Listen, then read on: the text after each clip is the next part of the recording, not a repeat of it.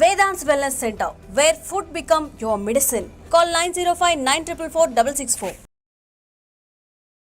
Okay, ఇప్పుడు ఎలానో ఉగాది వస్తుంది కొత్త. ఈ ఇయర్ రాశి ఫలాలు ఎలా ఉండబోతున్నాయి ఏంటి చెప్తారు? ఈ సంవత్సరము వచ్చేటువంటి సంవత్సరం పేరు యాక్చువల్గా మనకు యుగాది అనేది రూపాంతరంగా మారి ఉగాది అయింది.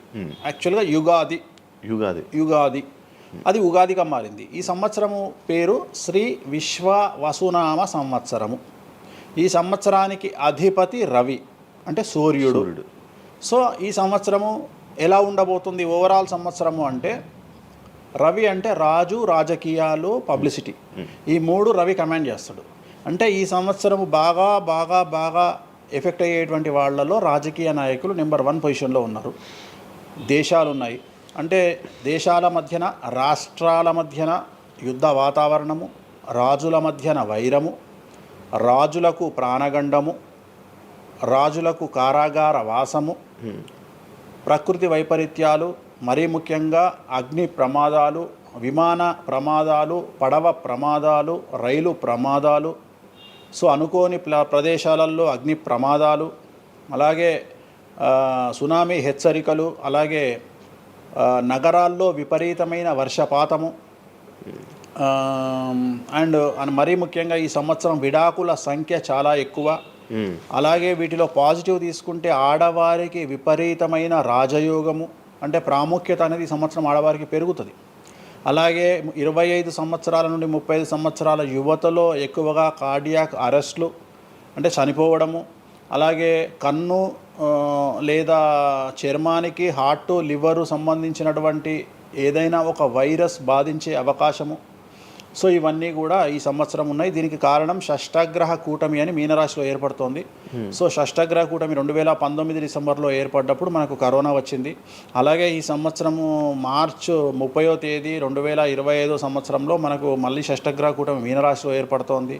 సో దీనివల్ల సుమారు మేషరాశి, సింహరాశి, తులారాశి, ధనుస్సు రాశి, మీనరాశి వాళ్ళు చాలా చాలా సమస్యల బారిన పడేటువంటి అవకాశాలు ఉన్నాయి. ఇది ఓవరాల్ సంవత్సర ఫలితము. సో నెక్స్ట్ వచ్చే రాశి కర్కాటక రాశి. సో కర్కాటక రాశి వారికి సంబంధించి 100కు 90% అనుకూలమైనటువంటి ఫలితాలు ఉన్నాయి.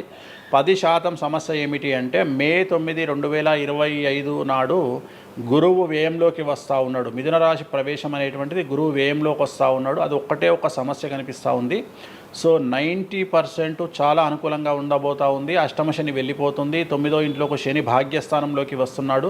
సో అనుకూలమైనటువంటి ఫలితాలు ఉన్నప్పటికీ ఎవరైతే కర్కాటక రాశి జాతకులు 60 సంవత్సరాలు దాటి ఉంటారో వాళ్లకు సమస్యలు అనేటువంటివి, ఆరోగ్యపరమైన ఇబ్బందులు అనేటువంటివి కనిపిస్తున్నాయి. అలాగే తొందరపాటు నడక వల్ల అంటే మెట్లు ఎక్కేటప్పుడు, దిగేటప్పుడు, నీరు ఉన్న దగ్గర నడిచేటప్పుడు జాగ్రత్తలు తీసుకోండి. ఎందుకంటే గురువు వ్యయం వల్ల కింద పడి కాళ్ళు చేతులు విరగొట్టుకునే అవకాశం ఉంది కర్కాటక రాశి వారికి. మరి రెమెడీ ఏమిటి అంటే, ప్రతి గురువారం నాడు లెమన్ ఎల్లో షర్ట్ ధరించడం మగవాళ్ళైతే, ఆడవాళ్ళైతే లెమన్ ఎల్లో డ్రెస్సును ధరించడం వల్ల కర్కాటక రాశి వారు సమస్యల నుండి బయటపడతారు. నెక్స్ట్ సింహరాశి.